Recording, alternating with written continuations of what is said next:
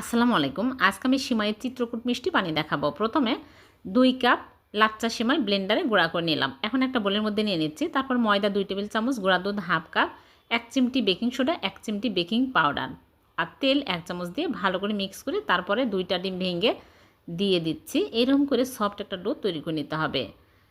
ডিম একটু বেশি লাগবে। তারপরে আমি মিষ্টি শেপ দিয়ে নিচ্ছি। এরকম করে সাইড দিয়ে আমি কেটে নিলাম।